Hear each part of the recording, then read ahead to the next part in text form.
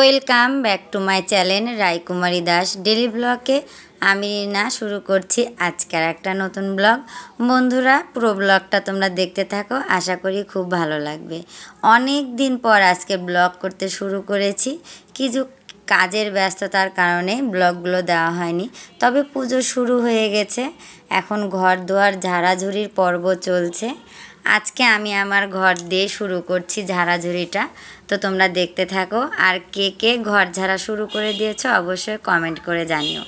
প্রথমে আমার ঘর দিয়ে শুরু করছি, যেহেতু আমাদের বাড়িতে প্রায় 4টে ঘর, একটা ডাইনিং আর একটা গ্যারেজ ঘর আছে, সব মিলে 6টা ঘর ঝাড়াঝুড়ি অনেকটাই সময় লেগে যাবে।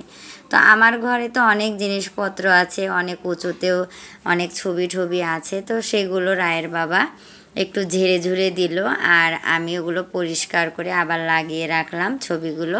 আর এখন খাটের নিচে পুরা খাটটাই খুলেছিলাম, খোলার পরে দেখো পরিষ্কার করে ঝাড়ঝাঁটা দিয়ে আবার কিন্তু খাটটা সেট করা হয়েছে।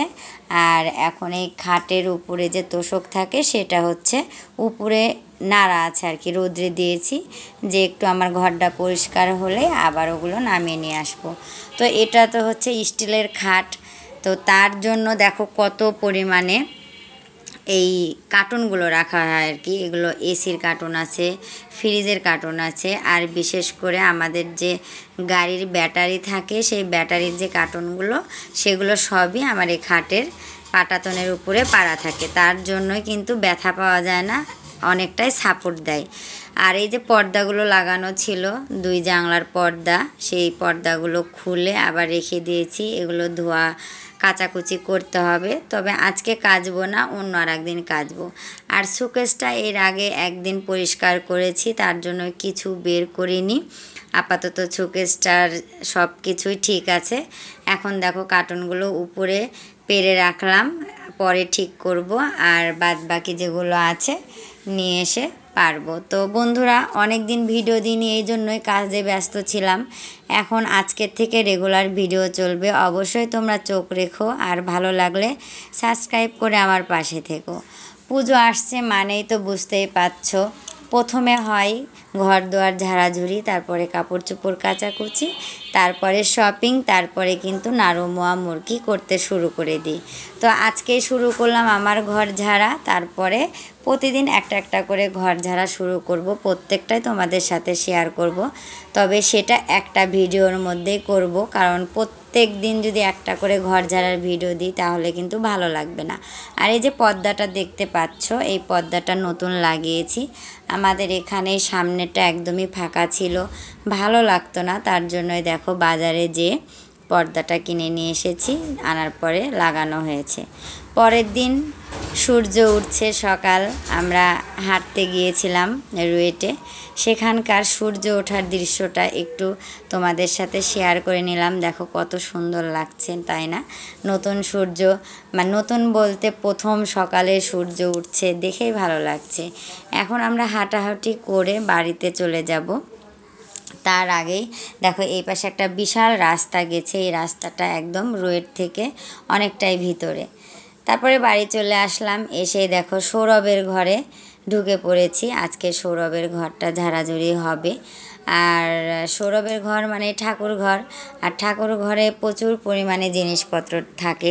খাটের নিচে পূজার বাসনপত্র, আরও অনেক কাগজপাতি, চাল ডাল তেল ময় মশলা ধরতে গেলে সব এই ঘরেই থাকে, ওষুধপত্র, তো অনেক কাগজপাতি। এগুলো সব গোপাল চিপস বিস্কুট এগুলো খেয়ে খেয়ে দেখো সব খাটের নিচে ফেলে রেখে দেয়, বাইরেও বের করে না। তো দেখেই বুঝতে পারছো কী পরিমাণ নোংরা হয়েছিল। আর 1 বছর পর পর ঝাড়াঝুড়ি হয়, অনেক নোংরা থাকবে, এটাই স্বাভাবিক। শুধু তো সামনেই ঝাড় দিয়ে নিই প্রতিদিন, কিন্তু ভিতরে তো ঢুকে সেভাবে পরিষ্কার করা হয় না।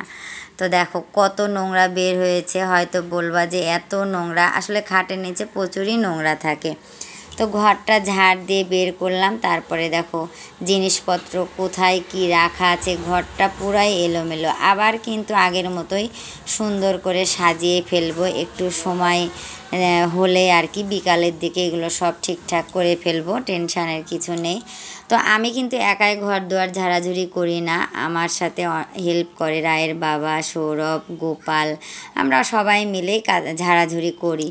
তারপরে চলে আসলাম দেখো মায়ের ঘরে। মায়ের ঘরের সানসেটের উপরে যত বাসনপত্র ছিল সব নামিয়ে একে একে ধুয়ে পরিষ্কার করে আবার কিন্তু তুলে রাখবো, কারণ 1 বছরের যে পরিমাণে ময়লা জমে সেগুলো কিন্তু মুছলে যায় না, এটাকে একটু ধুতেও হয়। তো মার ঘরটা ঝাড়াঝুড়ি হয়ে গেলে রান্নাঘরটা ঝাড়লেই কিন্তু আমাদের ঝাড়াঝুড়ির পর্বটা শেষ হয়ে যাবে। তো মার ঘর থেকেও অনেক নোংরা বের হলো, এখন এই নোংরাগুলো সব এক বস্তাতে রেখে দেবো, নোংরার গাড়ি আসলে ফেলে দেব। তো মায়ের ঘর ঝাড়ছি আর দেখো প্রচুর নোংরা, নাকে আবার একটু কাপড়ও বেঁধে নিয়েছি।